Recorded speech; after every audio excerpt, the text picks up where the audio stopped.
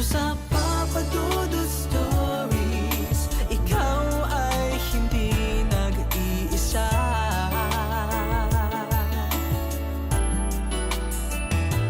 Dito sa Papa Dudut Stories, may nagmamahal sa'yo.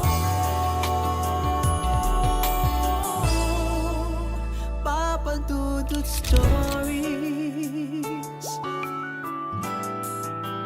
Papa Dudut Stories. Dear Papa Dudut, sa lahat po ng mga nakatutok ngayon, huwag kalimutan na mag-like, mag-share at mag-subscribe.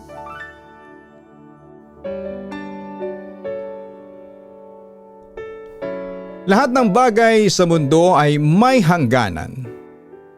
Kahit ang pag-intindi sa ating mga mahal sa buhay, kaya nga kung merong tao na handang umunawa sa iyo, ayusin mo ang iyong sarili.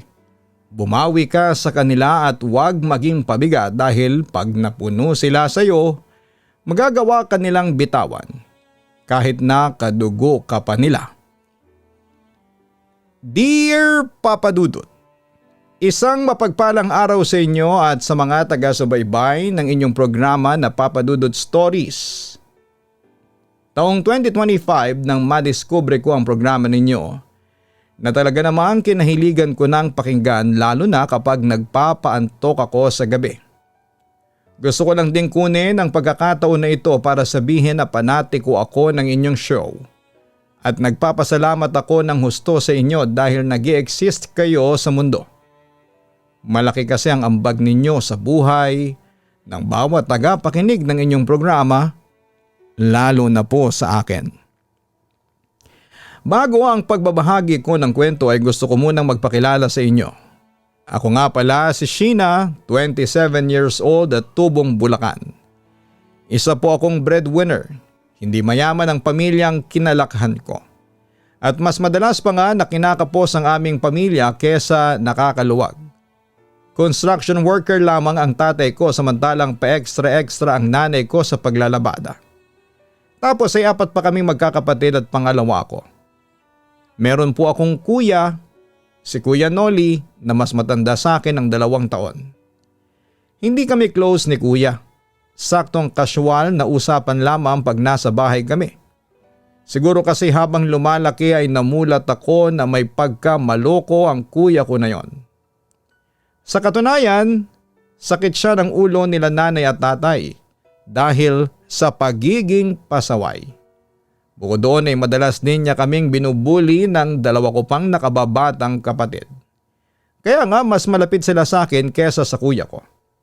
Sa kabilang banda ay masasabi ko na paborito pa rin si kuya ng mga magulang namin. Malakas kasi ang karisma nito bukod sa taglay na kagwapuhan. Kumbaga, pag pinagalitan mo si kuya, marunong siyang maglambing sa'yo. Alam niya ang kahinaan mo't huli niya ang kiliti mo. Kaya naman mapapatawad mo na siya kaagad. At yun nga ang kaya niyang gawin kina nanay at kay tatay. Pero hindi uubra sa akin ang ugali niyang yon. Dahil mas matimbang sa akin ang mga atraso niya. Masyado kasi siyang mayabang kaya naman nakakakulo ng dugo ang presensya at ang pagmumukha niya. Papadudot isang gabi ay umuwi ako sa bahay galing sa eskwelahan. Naabutan ko na umiiyak si nanay kaya naman nagtaka ko kung bakit. Natakot din ako kasi baka may nasaktan sa pamilya namin. Pero bago pa ako nakapagtanong ay narinig ko na ang sermon ni nanay kay Kuya Noli. Seryoso ka ba sa sinasabi mo, Noli? Pagalit na singhal ni nanay. Napakamot ng ulo ang nanay ko kaya ramdam ko na mukhang mabigat ang pinag-uusapan nila. Nakita ko namang napapabuntong hininga si tatay samantalang nakatulala lang si kuya. Bakas din sa mukha niya na aborido siya. Oo nga po, Nay. Paulit-ulit kayo ha. Hindi niyo ba naririnig ang sinasabi ko? Para kayong ewan. Hindi na natapos ni kuya ang sinasabi ng batukan siya ni nanay. Napaaray siya dahilan para matawa ako ng bahagya. Hindi ko naman ugaling pagtawanan ng isang tao kapag nasasaktan, lalo na kapag pinipisikal. Pero nakakasatisfy lang kasing panoorin ng batukan ni nanay si kuya. Pero saglit lang naman ang pagkatawa kong yon dahil nilingon agad ako ni kuya para tingnan ng masama. Papadudot na pag-alaman ko na may mabigat na kasalanan pala itong si kuya at yon ang nakabuntis siya. Grabe ang stress ng mga magulang ko lalo na't nag-aaral pa lamang noon ang kuya ko. Na-stress na rin tuloy ako habang nakikinig sa nanay namin na kulang na lamang ay bumuga ng apoy sa sobrang galit. Ano na ang plano mo ngayon, Noli? Tanong ni nanay sa kuya ko. Maghahanap na lang po ako ng trabaho, sagot ni kuya. Ano? Ibig sabihin titigil ka sa pag-aaral mo? Tama ba ako ng intindi, anak? Tanong ni nanay at naguguluhan. Pati ako ay nabigla sa sagot na yon ni Kuya Noli. Opo, kailangan para masuportahan ko ang magiging anak ko, sabi niya. Umiyak si nanay pagkarinig sa tinura ni Kuya Noli dahil mataas ang pangarap nila ni tatay sa kanya. Gusto nila na makapagtapos kami ng pag-aaral sapagkat yon lang daw ang may pamamana sa amin ng aming mga magulang. Ngunit hindi pinahalagahan ni Kuya Noli ang tagubilin sa kanya nang magdesisyon siyang magtrabaho na lamang at huminto sa pag-aaral. Kahit natutol ang nanay at tatay sa desisyon ni Kuya, sinuportahan naman nila siya alang-alang sa magiging anak niya. Hindi naging madali ang pag-a-adjust namin sa nangyari, lalo na't hindi rin naman nakakatagal si Kuya Noli sa mga trabaho na pinasok niya. Bulakbol kasi siya kaya kalimitang natatanggal sa trabaho, papadudot. Kaya napilitan siyang saluhin ni nanay at tatay. Bali kapag nagkukulang ang sustento ni Kuya Noli sa anak niya ay ang mga magulang namin ang tumutugon doon. Dahil nga sa nangyari ay lalo kaming kinapos at naapektuhan ang aming pag-aaral ng mga nakababata ko pang kapatid. Pero meron pang nangyari sa pamilya namin na hindi ko lubos na inaasahan. Yon ay nung nagdesisyon ng babaeng naanakan ni Kuya na tuluyang ibigay sa kanya ang anak nila. Makalipas ang 2 araw nalaman namin na nakipagtanan na pala ito. Isang gabi pag-uwi ko sa bahay galing eskwelahan ay sanalubong agad ako ng iyak ng aking pamangkin na pinangalanan naming Gab-Gab. Karga siya ni nanay at hindi na maganda ugaga ang nanay ko. Agad niya sa aking pinabuhat si Gab-Gab dahil minamaktulan na siya ng iba ko pang kapatid.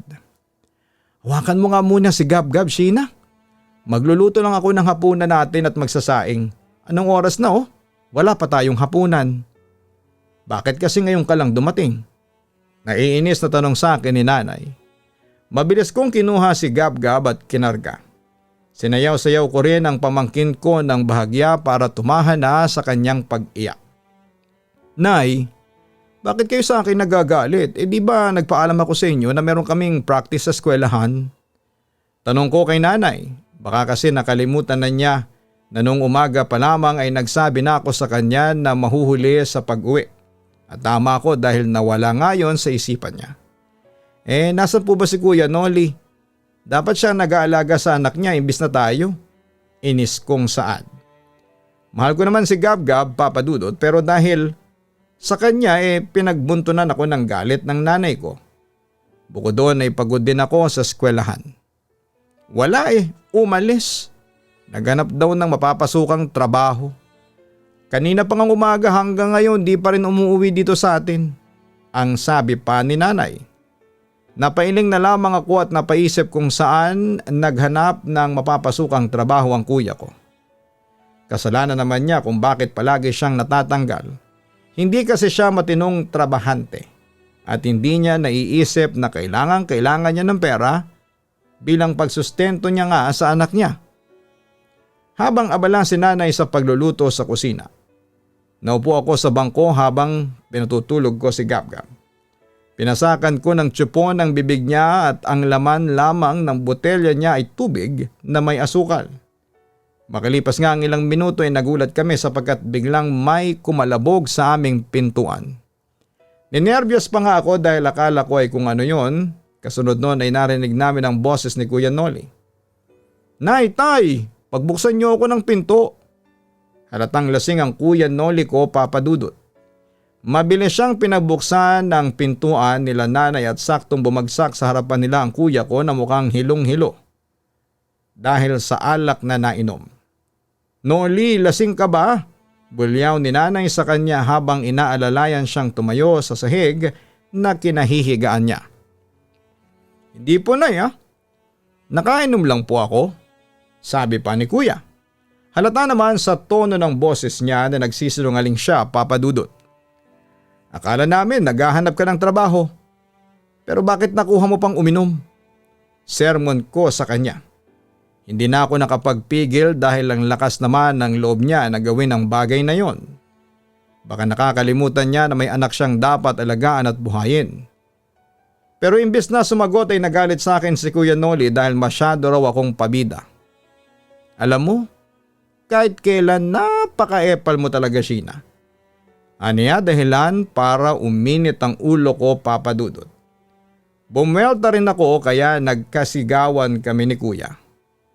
Kasabay noon ay umiyak si Gab-Gab habang buhat-buhat ko. "Pwede ba tumigil na nga kayong dalawa?" Sigaw ni nanay sa amin, pero mas nagalit siya sa akin dahil masyado raw akong maingay. At dinagdagan pa ang bigat ng pangyayari. Sana raw ay hindi ko rin binastos ang kuya ko dahil nakatatanda ko siyang kapatid. Aaminin ko na nainis ako sa nangyari, lalo pa nga na lumalabas ako na masama, Papa Dudut. Kahit na nakagawa ng ikadidismaya nila si Kuya Noli, ito pa rin ang paborito ng mga magulang ko. Wala silang bukang bibig kundi dapat daw ay alalayan nila si kuya lalo na at meron na itong anak. Naawa din sila sa kuya ko kasi nga ay nahihirapan daw ito. Pero para sa akin ay meron naman siyang pagpipilian na hindi mapunta sa ganong sitwasyon. Pero hindi nga niya pinili dahil masyado siyang naging mapusok. Hindi tumatagal. Ramdam ko ang unfair treatment sa amin ng aming mga magulang. Halatang halata talaga na mas pinapaboran nila si Kuya Noli kahit na madalas sakit nila ito ng ulo. Kung ituring nila si Kuya, animoy sanggol na nangangailangan ng suporta ng magulang. Pero ayaw ko namang magtanim ng galit sa kapatid ko kaya nag-focus na lamang ako sa aking pag-aaral. Hindi nagtagal ay nakapagtapos ako, Papa Dudut. Ako ang kauna-unahang anak nila nanay at tatay na nakagraduate sa high school. Sobrang excited ako na sumapit na ang araw ng aking pagtatapos. Paulit-ulit kong sinabihan si nanay na dumalo pero noong mismong araw na ay hindi siya dumating. Nauna kasi akong pumunta sa eskwelahan, balik kasabay ko noon ang aking kaibigan na si Ethel dahil sa bahay nila kami nag-ayos ng sarili. Kaya nga sobrang lungkot ko ng mga panahong yon lalo't wala sa espesyal na araw ng buhay ko ang aking nanay. "Nay, bakit naman po hindi kayo pumunta sa graduation ko? Hinintay ko po kayo eh." Sabi ko na may halong pagtatampo. Sa hindi ko maiwan tong si Gab-Gab. Walang tatay at kuya mo rito sa bahay. Alam nga namang isama ko ito dun sa graduation mo baka mainip lang to. At umiyak ng umiyak. Di nakakaabala pa ako sa ibang tao. Sabi ni nanay. Nasaktan ako ng husto sa tinuran niyang yon. Sabagay parang hindi masyadong mahalaga sa kanya ang araw ng aking pagtatapos. Sakto dumating noon si kuya at nakita niya ang nakasimangot kong mukha. Tinanong niya si nanay kung anong nangyari at sinagot naman siya ng nanay ko na hindi nga raw siya nakadalo sa graduation ko. Natawa si kuya sabay banat ng, wala ka namang award o medalya. Kaya ayos lang kahit na hindi nakapunta si nanay sa graduation mo. Sabi ni Kuya Noli dahilan para magpanting ang aking pandinig. Pero hindi na ako nakabanat pa dahil agad din siyang sinugundahan ni nanay. Lumalabas na malaki palang abala sa kanilang graduation day ko. Kaya walang kaso kung hindi sila nakapunta. Papa Dudut, nasaktan ako ng husto sa nangyari. Kaya naman nagtampo ako kina nanay at nagalit naman ako sa kuya ko. Pakiramdam ko ay sinabutahin niya ang espesyal na araw sa buhay ko. Hindi ko po akalain na mararamdaman ko ang labis na kalungkutan at kagagawan pa ng aking pamilya. Pero habang lumilipas ang araw, nakakalimutan ko naman ang nangyari. Bagaman hindi pa rin ako ganon kalapit sa kanila. Ewan, para ako nawala ng amor pagkatapos ng ginawa nila sa akin. Fast forward, hindi na ako nakapagkolehiyo dahil nga wala namang kaming pera. Gusto ko sanang malungkot pero sinantabi ko na lamang ang damdamin ko dahil wala rin naman akong magagawa. Hindi ko naman pwedeng pilitin ang wala at mas prioridad ng magulang ko ang Kuya Noli ko, Papa Dudut. Kaya ngang ginawa ko na lang ay namasukan ng trabaho. Nakapasok ako bilang call center agent. Hindi malaki ang sweldo ko, sakto lamang pero hirap na hirap pa rin ako dahil ako ang sumasagot ng pagkain at bills sa bahay namin. Wala naman kasing maasahan sina nanay at tatay kay Kuya Noli. Focus lang kasi ito sa anak niya at madalas ay abonado pa ang mga magulang namin dahil nga mas madalas pang nakukulangan si Kuya Noli sa budget niya sa anak niya. Kaya sa abot ng makakaya ko ay inuunawa ko yon. Sheena, baka naman pwede mong dagdagan ang binibigay mong pera sa amin. Kasi kulang na kulang tayo sa pagkain. Minsan ang sabi sa akin ni nanay. Paanong kulang eh? Bumibili naman tayo ng maramihan, nay. Tanong ko nang may pagtataka. Ang bilis kasing nauubos. Nagdadala ang kuya mo sa pinagtatrabahuhan niya. Halos tangayin niya lahat ng supply natin kaya tayo nawawalan. Sabi pa ni nanay. Agad na kumulo ang aking dugo pagkarinig ko ng mga sinasabi niya. Bakit hindi niyo po pagsabihan si Kuya Noli? Bakit ako agad ang kailangang mag-adjust? Tanong ko kasi totoo naman. Hindi naman ang kakulangan sa pera na binibigay kong pambili ng makakain namin ang problema. Kaya nagkukulang kami. Kundi ang epal kong kuya. Alam mo namang hindi nakikinig yun. Saka ayaw na ayaw ng kuya mo na napagsasabihan. Baka magtampo lang yun sa akin. Saad ni nanay, lalo lang dagdagan ng stress ko at nararamdaman ko ang pagpitik ng ugat sa aking ulo. Ano naman po kung magtampo siya? Hindi na naman siya bata saka dapat alam niya na mali ang ginagawa niya. Hindi na nga siya nag-aambag sa bahay natin pambili ng makakain tapos perwisyo pa siya. Pasaring ko. Alam ko na kuya ko siya at nararapat na igalang pero hindi na talaga ako nakapagpigil ng mga panahong yon. Siguro kung kaharap ko si Kuya Noli ay baka nasinghalan ko na siya. Intindihin mo na lang anak, sabi pa ni nanay. That time ay para akong maiiyak na sa galit. Intindihin? Ano ba ang kuya ko, grade 1? Hindi naman, di ba? Kaya para sa akin mahirap gawin ang sinasabi ni nanay dahil nakakaubos umintindi sa kagaya ng kuya ko. Nang gabi na yon ay nagkasamaan kami ng loob ni nanay. Sinabihan niya ako na bastos at walang galang na anak na porke mas kumikita ako ng malaki sa kuya ko ay may karapatan na raw akong maliitin siya when in fact wala raw dahil parang sila na raw ang minamaliit ko. Sa isip ko ay nasisiraan na ng ulo si nanay at masyado nang kumampi sa kuya ko kahit na mali ito at wala na sa katuwiran. Napaisip tuloy ako na ganun ba talaga ang mga magulang? Parang nagkakampihan. At mas pinapaboran ang mahinang anak kesa sa mga may kakayanan dahil alam na malakas din ito. Pero hindi talaga patas kahit nasa ang anggulo ko tignan, Papa Dudut. Mabilis na nagdaan ang mga taon. Napagod na lamang ako sa sistema namin sa bahay. Tuluyan na kasing umasa sa akin ang mga magulang ko at Kuya Noli. Sa kabila ng lahat ay hindi pa rin pantay ang trato na nakukuha ko sa kanila. Dahil mas mahal pa rin nila ang kuya ko. Buti na lang dumating sa buhay ko si Eman. May-ari siya ng isang maliit na bakery sa lugar namin. Naging mabuti kaming magkaibigan ni Eman at hindi nagtagal ay nagkaibigan kami. Pero walang bilib sa kanya ang Kuya Noli ko dahil tingin niya kay Eman ay isa lamang hamak na tendero. Anong ipapakain sa'yo ng lalaki na yun? Pag naging mag-asawa na kayo, tinapay? Iba't ibang klaseng tinapay? Aniya sabay tawa. Napikon ako sa sinabi niya dahil unang-unay walang masama sa tinapay at pangalawa ay sino siya para questionin ang kakayahan ni Eman na bumuhay ng pamilya. Kumpara naman sa iyo, malaki ang kinikita ni Eman sa bakery niya. Araw-araw. Saka masipag ang boyfriend ko no, hindi katulad mo. Sagot ko. Nakita ko na kaagad na namula sa galit ang mukha ni Kuya Noli. Anong sabi mo? Ang lakas naman ng loob mong insultuhin ako, Sheena. Galit niyang saad.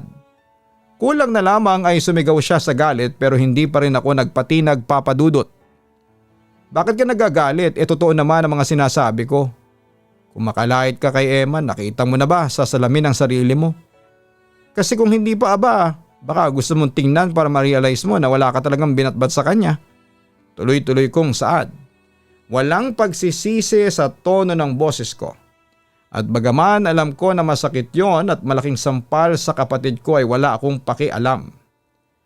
Sumusobra na siya kaya dapat ilugar ko siya sa dapat niyang kalagyan. Sheena, manahimik ka nga dyan. Kuya mo pa rin yan. Huwag mong kausapin ng ganyan si kuya mo. As usual, sad na naman ni nanay yon. Mahilig talaga siyang sumingit sa usapan lalo na pag alam niyang agrabyado na ang paborito niyang anak. Nung una inaawat ko pa ang aking sarili dahil ayaw kong sagutin si nanay pero namumuro na siya. Hindi sa kinakampihan ko si Eman pero wala namang ginagawang masama sa kanila ang boyfriend ko. Masyado silang kontrabida at nega. Nay, wala po akong ginagawang masama. Saka narinig niyo naman po na binabastos ni Kuya Eman ang boyfriend ko. Wala namang atraso sa kanya. Kaya bakit kayo sa akin magagalit? Bakit hindi kay Kuya Eman? Saad ko. Natameme ang nanay ko at bahagyang nabigla dahil salita niya ko. Hindi niya yata inaasahan na sasagutin ko siya ng ganon. Sa uli nagalit sa akin si nanay at pinagsalitaan ako ng masama. Napuno na ako ng sandaling yon kaya nag-decide na lamang akong umalis sa pamamahay namin at tuluyan ko na ring pinutol ang sustento sa kanila. Tumira ako kina Eman bago kami nagpakasal. Papa Dudut, unti-unting umasenso ang small business ng asawa ko at masasabi ko na nakakaraos na kami sa buhay. Muling nagparamdam sa akin ang mga magulang ko at humingi ng tawad dahil sa ginawa nila. Kasama nila si kuya na mukhang napipilitan pang mag-sorry. Pero inapakan na lang ang pride niya. Dahil nga nangangailangan sila ng pera. Siyempre pamilya ko sila kaya hindi ko pa rin natiis. Pero hindi na ganong kalalim ang ugnayan ko sa kanila tulad po ng dati. Sa kasalukuyan ay masaya ang buhay namin ni Eman, Papa Dudut. Nag-uusap na naman kami nila nanay pero meron ng limitasyon. At ayos lang yon sa akin dahil kapag malayo ako sa kanila ay hindi nila ako magawang saktan katulad noon. Maraming salamat po Papa Dudut sakaling mapili po ninyong basahin ang sulat ko. God bless and more power sa inyong programa. Sana'y humaba pa ang buhay ninyo para marami pa kayong istorya na maibahagi. Lubos na gumagalang, Sheena. Hindi porke pamilya tayo, meron na po tayong karapatang sabihin lahat ng gusto natin sa ating mga mahal sa buhay. Gayon din yung abusuhin natin ang ating mga kamag-anak hanggang sa dumating sa punto na mapuno na po sila sa atin. Lahat ng bagay sa mundo ay may hangganan. Kahit ang pag-ibig at pag-intindi. Lalo na kung hindi naman pareho ang nakukuha nila sa atin. Kaya nga dapat ay matuto tayong magpakabuti. Hindi lang sa sarili natin, kundi gayon din para sa mga mahal natin sa buhay.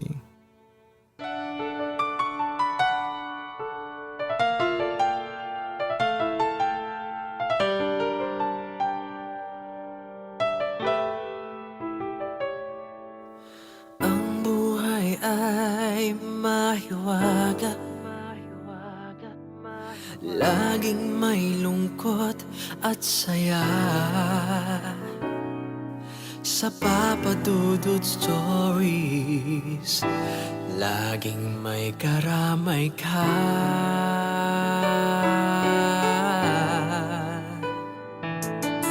Mga problemang kay bigat, dito ay pakikinggan ka. Sa Papa Dudut Stories, kami ay iyong kasama. Dito sa Papa Dudut Stories, ikaw ay hindi nag-iisa.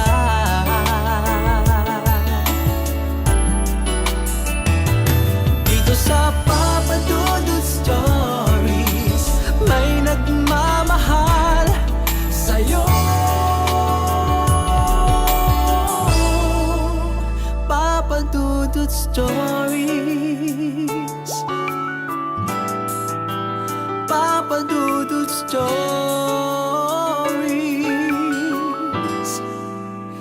Papa Dudut Stories.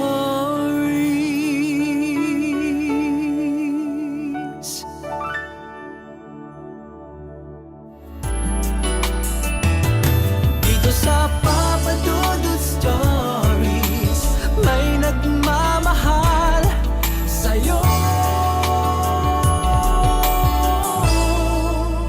Papa Dudut Stories,